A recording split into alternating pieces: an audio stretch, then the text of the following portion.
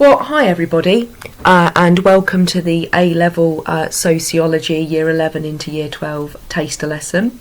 My name is Miss Gendel, and as I've put in my introductory message to you on Teams, I tend to teach the vast majority of A-Level Sociology in the department, and I dare say that if after this session you decide that A-Level Sociology is for you, then there is a very, very good chance that our paths will cross when we return to school, hopefully in September. And can I just say before we go on, if you are thinking of studying A-Level Sociology, congratulations, you are making a very wise decision because we are a fantastic A-Level. Well, I guess the first thing before we even look at the objectives is to ask, what is sociology? Because nobody in Cardinal Newman School has studied the subject at GCSE, and everybody thinks that they have some idea about what it is, or indeed some people are very honest and say that they have no idea at all. So if you look in a textbook or you look online for a definition of sociology, you'll probably come up with something like this. Sociology is the study of society, of people and their behaviour. Now, as I also teach psychology, perhaps another way of explaining it to you is to say psychology is the study of human behaviour based upon what is going on within that human to make them behave within a certain way. So in psychology, you look very much at things like the structure of the brain. Sociology, on the other hand, is much wider than that. We look at why people behave in the way that they do according to issues like their class or their family or their experience of crime and deviance. So we look at explaining human behaviour in a much wider setting. So what I'm hoping to do with you in this session, I'm hoping that by the end of this session you will be able to understand some of the basic issues in the sociology of what we call conjugal roles. And in doing that, I'm hoping that we will become aware of some different sociological perspectives. And then I'm going to conclude by you leaving this session with an absolute crystal clear idea of what is involved in the A-level course. Now, I'm hoping that you're going to learn these things by reflecting upon what I'm showing you in this PowerPoint, and then as we're doing this via distance learning, it'd be really good if you could then discuss or debate some of the things that you will have learned in this lesson with somebody else in your household. So perhaps if you've got a sibling or mum or dad or anybody else that you are living and currently allowed to socialise with, that'd be really good if you could go off and you could discuss some of the things that we've learned in today's session. So, a getting you thinking activity. I've got a little activity here just that I want you to engage with and really think about how you feel about what you are looking at and what you are reading. I'll go straight into it because that sounds a little bit confusing. But what I've got on the next few slides are actually some excerpts from a 1950s high school textbook. And I just want you to read through the next few slides and just think about, whilst you're reading, how you feel about what you are reading. And I promise you, this is genuinely from a 1950s high school textbooks that was used in schools to educate young women.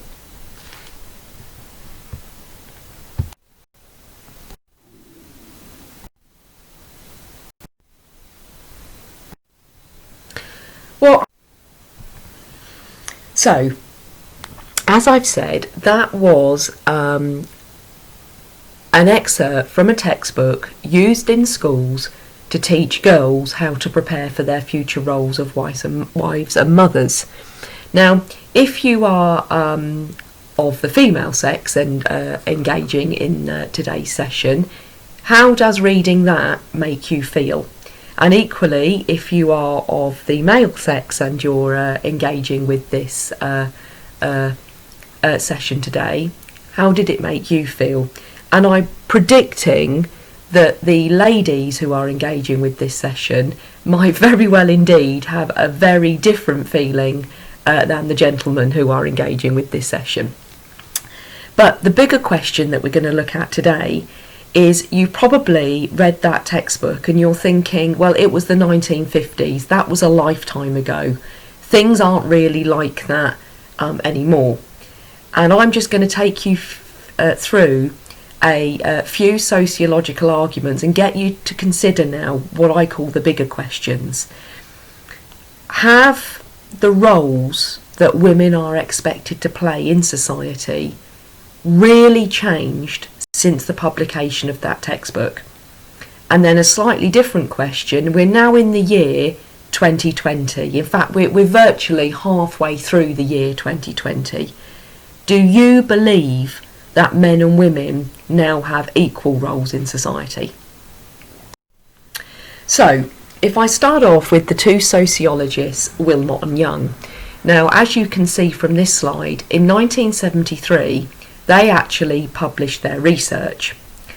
And their research claimed in 1973 that the traditional segregated division of labour in the home, by that we mean the idea that men were the breadwinners who went out to work and women were the housewives who stayed at home and raised the children. They claimed in 1973 that that idea, that division of labour, was actually breaking down.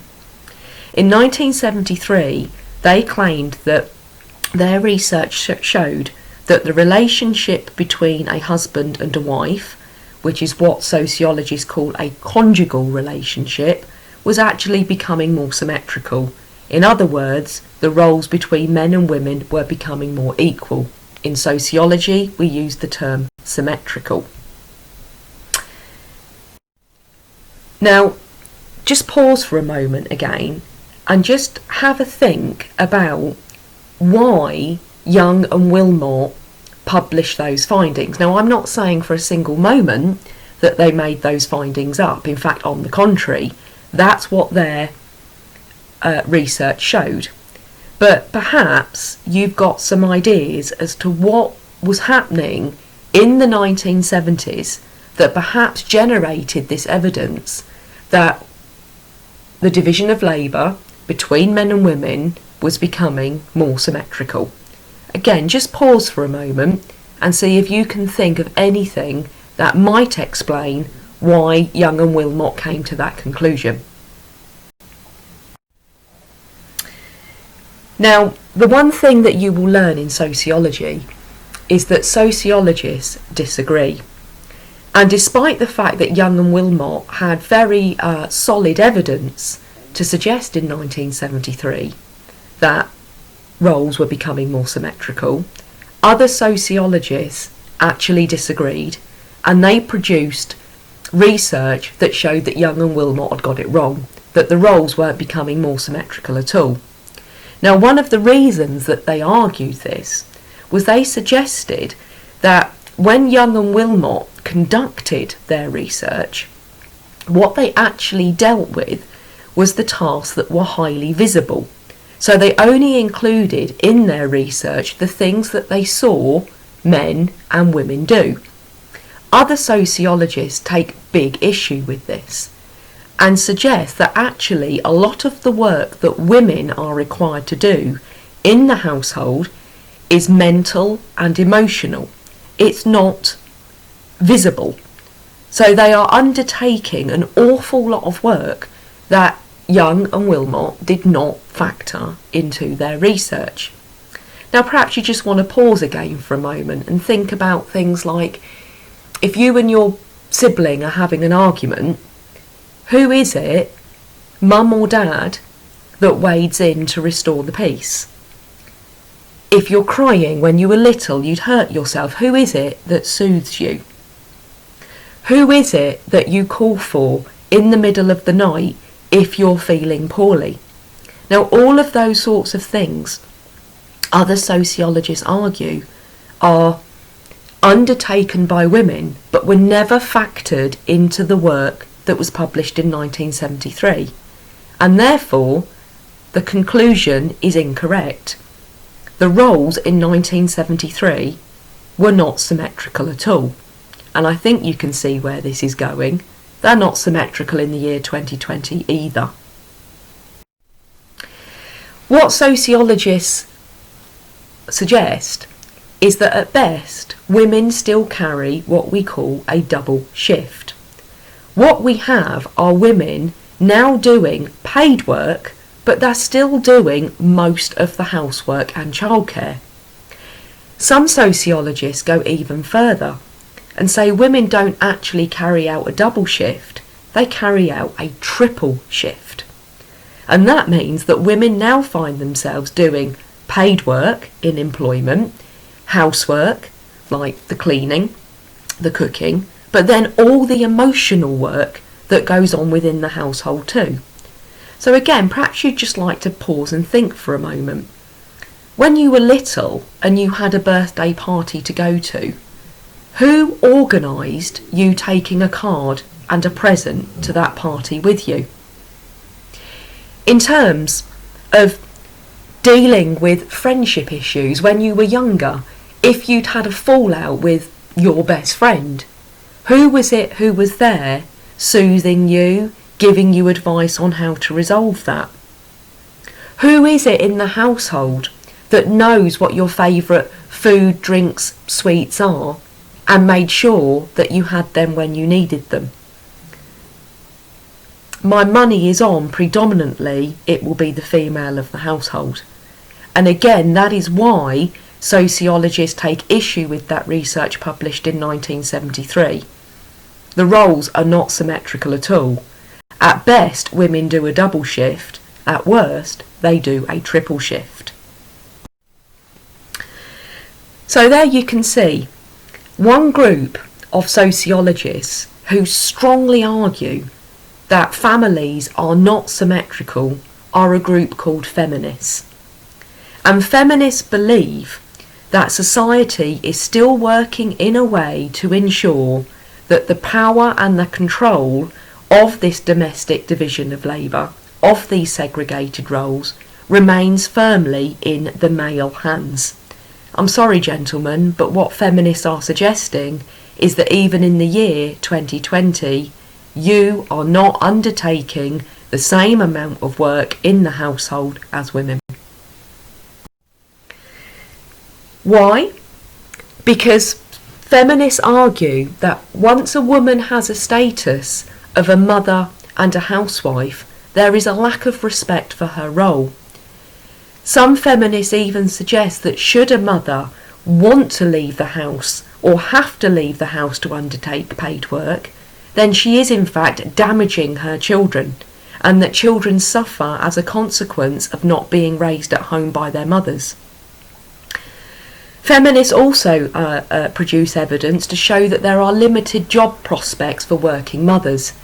What they're suggesting there is that employers prefer a man to a part-time working mother, largely because women who have children tend to work more part-time, and equally because the employer knows that once a woman has children, there is every chance that when that child is sick, she will have to leave the job in order to take care of them. Feminists also suggest that decisions made about the finances in the household are actually controlled by men, and that's because males dominate decision making. So again, perhaps you'd just like to think about your own household for a moment if you live at home with mum and dad. Let's hypothetically say that you need to have a new television. Now, at the end of the day, one person is going to make the decision, the final decision, over which television you buy. Is that final decision made by mum, or is that final decision made by dad? Now, granted, they might talk about the new television together, but I'm asking you to think for a moment, who makes that final decision? Now, in 2001, Man Yi Kan published research that again takes issue with the findings published in 1973. Man Yi Kan found that even though in 2001 most women were now actually in paid employment, they were still doing the majority of the housework and childcare, even if they were in paid employment. Women in full-time employment spent 12 hours per week on housework and did 65% of the household chores. Now, I'm no mathematician, but doing 65% of the household chores is not symmetry, is it? Men and women are not doing equal amounts of housework. It was also discovered that the more a woman earned, the less housework she did. Now, I have a bit of a theory on this, and again, I'm sorry, gentlemen, but I don't think that's linked to you doing more housework. My theory is that the more a woman earned, the less housework she did, because she probably gave part of her income to perhaps a cleaner, or a gardener, or a dog walker, or somebody to help with the ironing. I'm afraid I don't believe that men did more. And the reason why I suggest that is because Man Yi Kan also discovered that in households where both partners had a university degree, there was a perhaps more symmetry and more equality between men doing housework and women doing housework than houses where couples had no degree. Now, my theory on that is, of course, that it tends to be that the higher educated you are, then the more income you earn because you're eligible to have higher qualified jobs. So I think probably what happens in households where both partners have degrees, they use part of their income to bring in that household support, as I've just suggested, like bringing in a cleaner maybe.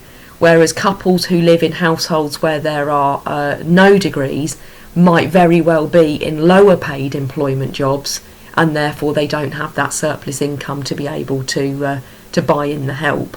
So again, gentlemen who are engaging with today's session, I'm not convinced that it's linked to men doing more.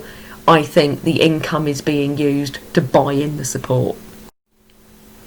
So I guess where we're coming to now then is we started off with the textbook from the 1950s, and you probably thought, well, at least society isn't like that anymore. And then you were encouraged by the findings in 1973 that roles between men and women in households were more equal, or we had greater symmetry. But now I've shown you a series of slides with sociological evidence and perspectives that perhaps suggest roles really aren't that equal or that symmetrical. So what I want you to consider before I take you into what the course is about is really, do you really believe that we have moved on as a society and that the roles between men and women are now more symmetrical? I'd like you to think about that. Well, hi everybody, and welcome to the A-Level Sociology Year 11 into Year 12 taster lesson. My name is Miss Gendel, and as I've put in my introductory message to you on Teams, I tend to teach the vast majority of A-Level Sociology in the department, and I dare say that if after this session you decide that A-Level Sociology is for you, then there is a very, very good chance that our paths will cross when we return to school, hopefully in September. And can I just say before we go on, if you are thinking of studying A-Level Sociology, congratulations, you are making a very wise decision, because we are a fantastic A-Level.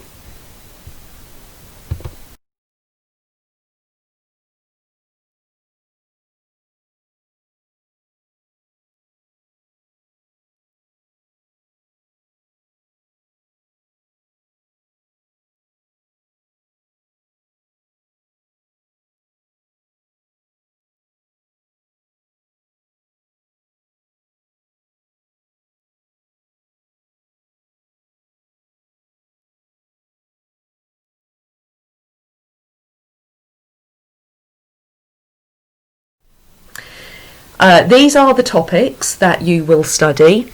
There is no flexibility within the topics, so I repeat, these are the topics. And the topics are divided into year 1, which is what you'll study with me in year 12. So today's session that I've done with you has actually come from the first topic there, families and households. I also teach you education and research methods, and something that we called methods in context. And then in year 2, it's beliefs, crime and deviance, and what we call theory and methods. So essentially what I'm doing is I'm going back to that first slide where I'm looking at why do we behave in the way that we do based upon the family and the households in which we're raised. Why do we behave in the way that we do based upon the beliefs that are imparted to us when we're in society? And the research methods and the theory and methods is looking specifically at the ways in which sociologists go about collecting their research. So, for example, linking into today's session, what did Man Yi Kan do in order to collect her evidence and come to the conclusions that she did? The methods in context is a very, very bespoke question that is linked to education and research methods. But I will take you all through that at the beginning of the course. And like with any course that you start from scratch, you get better with practice. It takes time. Now, this is my final slide, and it's perhaps the scariest slide of all, but again, I'm not going to hold anything back from you. I'm going to be absolutely open and honest. So you can see that the A-level sociology course is assessed across 3 papers. Papers 1, papers 2 and paper 3.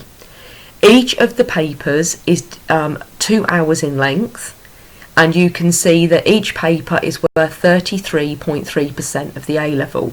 Now that's a really important feature to point out, because what this means is essentially if you're aiming for an A grade in sociology, you need to get an A on paper 1, 2 and 3 really to safely get your A grade. You can't say, for instance, that paper 1 didn't go very well for me, but papers 2 and 3 will pull it up. You can see from this screen, mathematically, that is impossible because each paper is worth the same percentage. So I repeat, if you're aiming for an A grade, or whatever grade, to have a safe passage to secure that grade, you need to get a grade A on paper 1, on paper 2 and paper 3. Now, what you'll also see is that all 3 papers are written papers, and largely we are essay-based papers.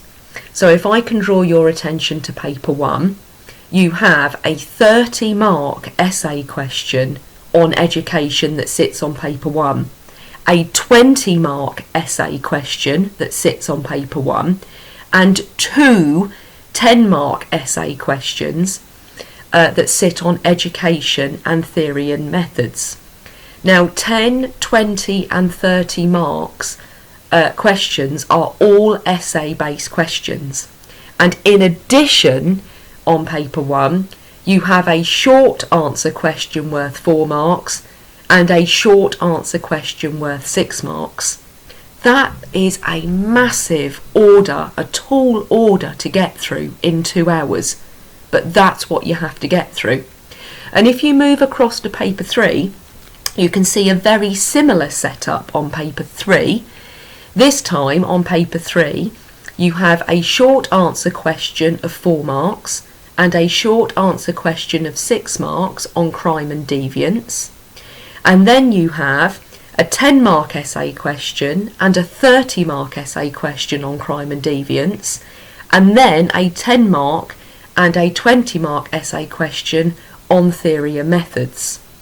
So again, a tall order to get through. Paper 2 is a slightly different setup because the whole of the paper are essay questions. There are no short answer questions at all. So you have 3 essay questions on families and households, a 10, a 10 and a 20, and then another 3 essay questions on beliefs, a 10, a 10 and a 20. Everything in sociology is determined by the outcome of these 3 papers. So on average, to get you ready to sit these 3 papers, I am getting you to undertake 1 essay question a week. Now, you write all of the essay questions in front of me to time. Your homework is always to go off and to prepare the essay questions, and then you will come back and you will write those essay questions in front of me to time. And trust me, by the time you get partway through year 12, you will be absolutely conditioned to answering these essay questions. And I do that from day 1 with you. I get you answering the questions in the way that the exam board assess them, and we do that from day 1. It is a massive undertaking of work.